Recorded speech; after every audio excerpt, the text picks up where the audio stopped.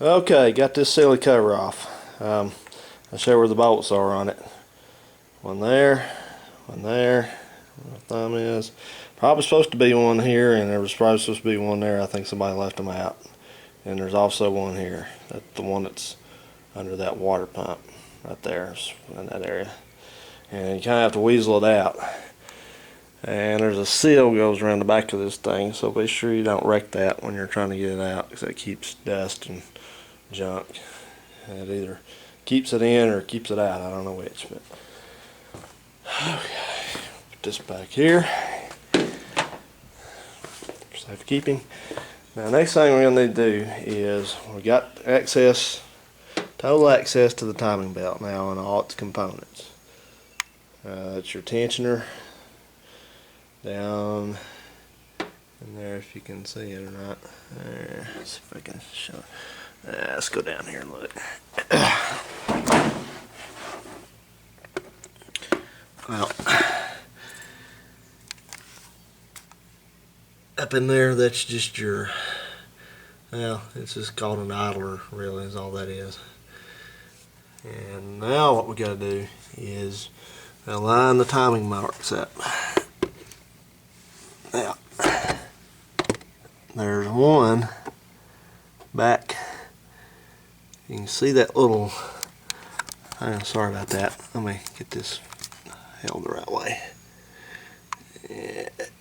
Okay, it's that little notch there cut into the metal, the dark part. Let me see if I can wipe that off some.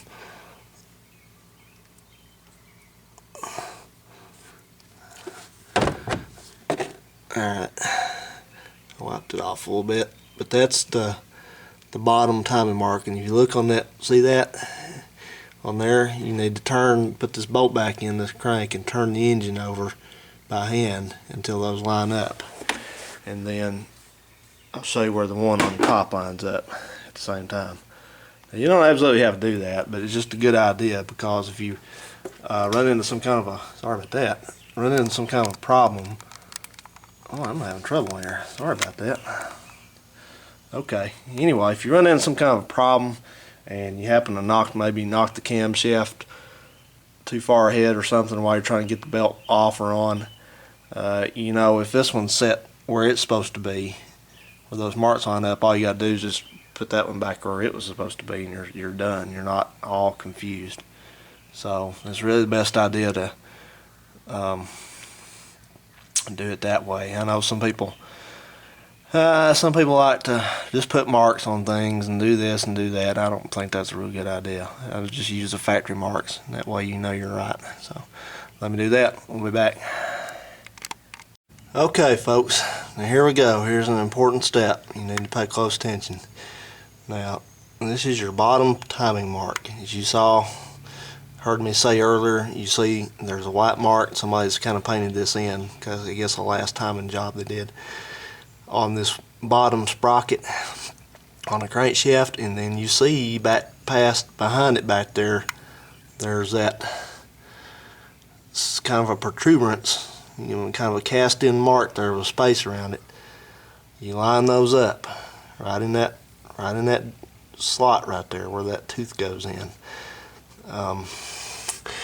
That's your bottom. That's your top dead center, I guess, Mark. Okay, now look up here. Once I get the camera focused again, come up here. Excuse me. Now, look at this wheel right here. See that? It says up. Now, notice there is a dot, kind of a hole cast in there, and if you look in there, it's not easy to see. That's probably not going to focus, but there's a on the cylinder head. Try my best to get this so you can see it. There's also a hash mark back in there. If you look straight in through this hole right here, you'll look straight at that mark. Well, that's everything's lined up right there. I wouldn't worry about, if you want to be picky and put some more marks, that's fine. That's up to you, totally up to however you want to do it. But I'm not going to, because that's that's it. I mean, that's your 2 marks. That's all you have to really worry about. There's nothing else runs off this belt except the camshaft, and that's it. So just get this one lined up. Just make sure you know what you're looking at. And you can see how wide these teeth are. If you get one off a tooth, you're going to know it. I mean, it's not going to be even close to it. It's going to be all the way over to the left or all the way over to the right. So you get it all together, you know, you'll know if you didn't do it right. If you got to take it back off and reset it. But just be sure when you put this belt back on and you tighten the tensioner or not, which I'm going to show you how to do all that, but be sure, I mean, I don't care how many times you got to look at these marks. You know, just look at them until you're certain that you're satisfied with them being right. It's probably not going to hurt anything with being a tooth off. It just won't run as good. But you need to just try to do it the right way. Well, you don't need to try to. You need to do it the right way. I mean, that's how these timing belt jobs are. And they only done one way, and that's right. So, and all I did was to turn this engine over. Of course, I had it in park. You can either put park or neutral. And just put the bolt back in and gently turned it the direction of travel, which is clockwise. That's the way an engine runs. Try not to ever turn it backwards. And what happened was, first time I lined these 2 marks up down here, when I went up top up there and looked at those, that little round hole and the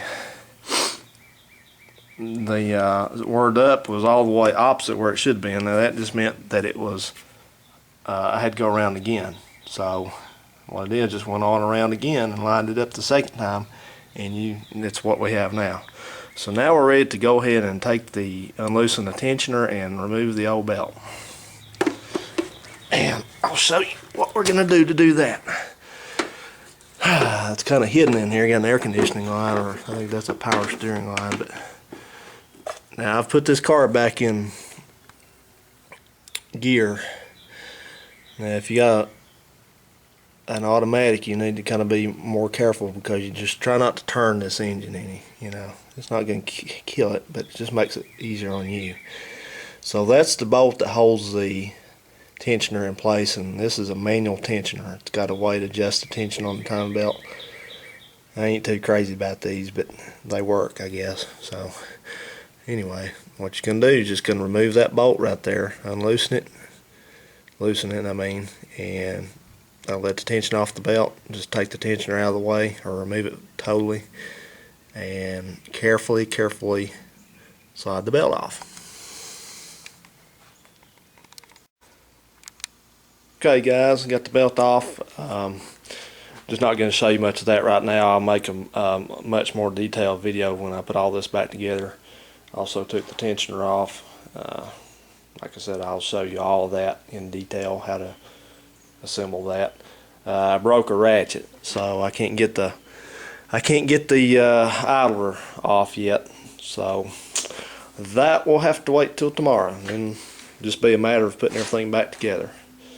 I want to show you, here's the old timing belt.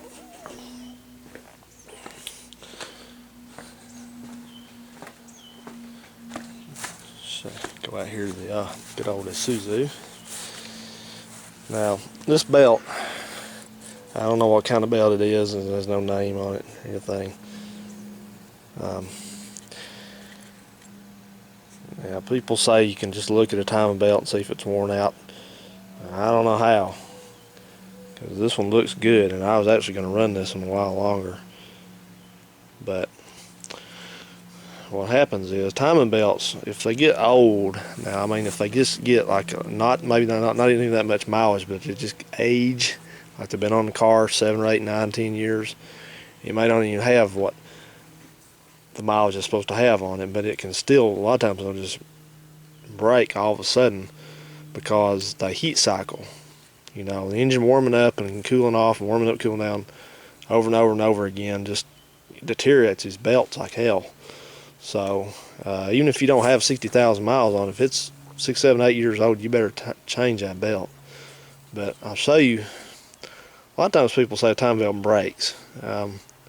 They can, and they do, but what's more common is, especially down at the crankshaft end, where the small sprocket where this goes around and makes this curve, is it just will suddenly strip off about 8 or 10 of these teeth.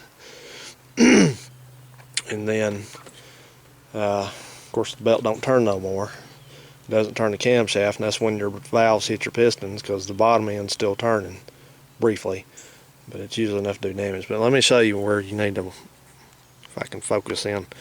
See, this one don't look that bad. Usually you can see like little cracks right in there where my thumbnail is. If you kind of pull it back and turn it back the other way, you can see cracks. Now this one doesn't have them, but I can tell this one's deteriorating. I'll try to do the best I can with the camera, because when I fold it back like that, see how all that's opening up? That's kind of glazed. All these little cracks in there. And that's what kills timing belts. You know. So that's from heat.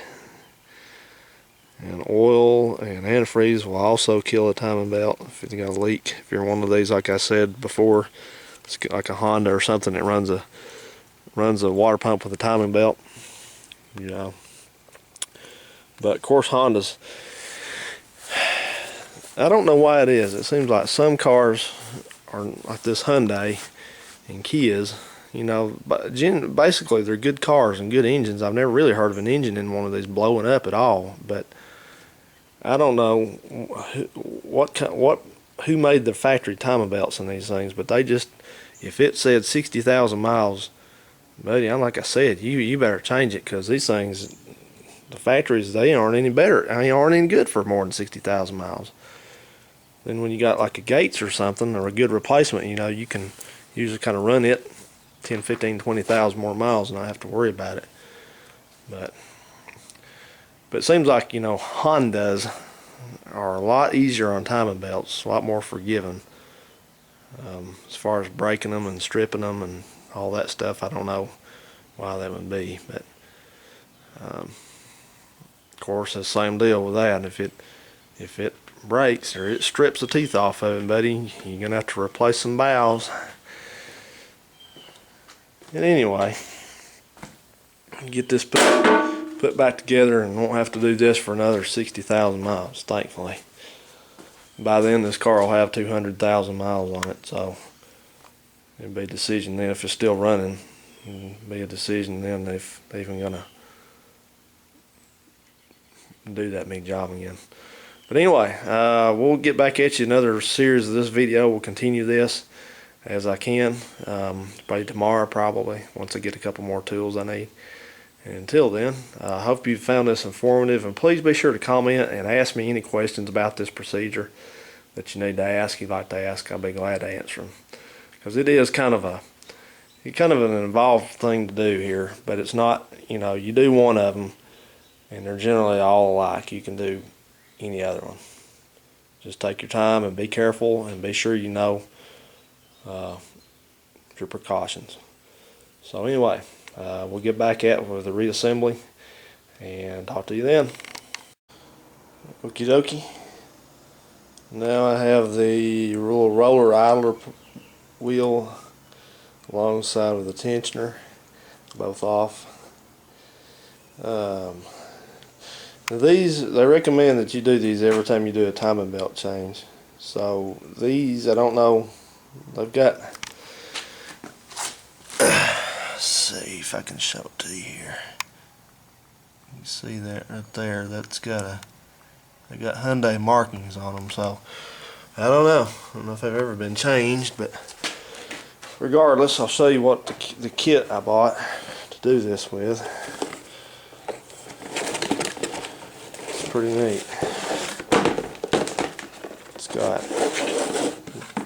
a Gates kit. It's got the belt, tensioner, and you can see peeking through there, that's the idler pulley in there. So it's also got a sticker to do your mileage when it's due again and everything like that. So it's good to go.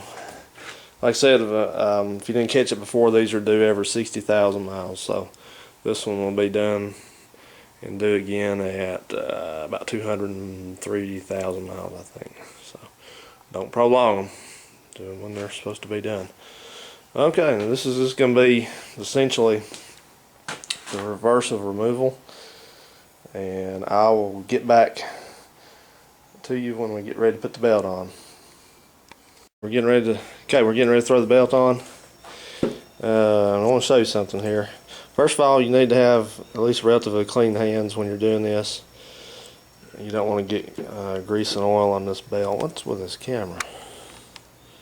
Come on. Yeah, it's flaking out, isn't it? Yeah, okay. Anyway, try not to get any grease or oil on this belt, and as it attacks the rubber. But one thing, some of these belts are directional. They'll have like a little arrow or some sort of identifying markings on the belt telling you which direction to install it. You know, your engine, if you're looking at the pulleys from the end of the engine, no matter if it is a, I'm sorry, my camera's freaking out here. I don't know what's going on with it. There it is. If you're looking at the end of the pulleys, if they're facing you like these are on this end, it doesn't matter if it's a front wheel drive engine like this one that's transverse, you know, mounted side to side, or if you're standing in front of it, it's a rear wheel drive car. The engines, there's always exceptions, but everyone I've ever seen and know about and heard about, the engines run clockwise. That means the pulleys turn righty-tighty this way when it's running. So you want to, if it's a directional belt and it says the arrow's like my finger pointing this way, you install it on the engine so it runs that way. It's very simple. No, it's not easy to get that wrong. Just pay attention to what you're doing and you'll get it done perfectly. So anyway, we're going to throw this belt on now. Just be careful not to, it's just a gentle process. You have the tensioner either off like I do, or at least if it's one of these that's spring mounted, you can usually lock them out of the way, or sometimes you can you know, at least have some way to retract it, because you don't want it trying to push on the belt while you're doing this. Now, like I said, this one, I don't even have this one mounted on here yet, because I'll do that last. You always start on the side of the belt that does not have the tensioner acting against it. So that means we start over on this side and come around these pulleys and then get it on that way. It's just, you know, a logical way to do it. That makes sure that you have it when you start putting the tensioner against it, it doesn't, you know, throw it out. And so we'll do that and get the tensioner put back on and start tightening it up, because there's some things that need to be said about the tightening procedure on this for sure. Now, like I said, now don't be pulling and yanking on this belt. It should just easily slip back on the teeth, and that's all there is to it. You shouldn't have to risk getting the cam out of phase on here. So let's do it.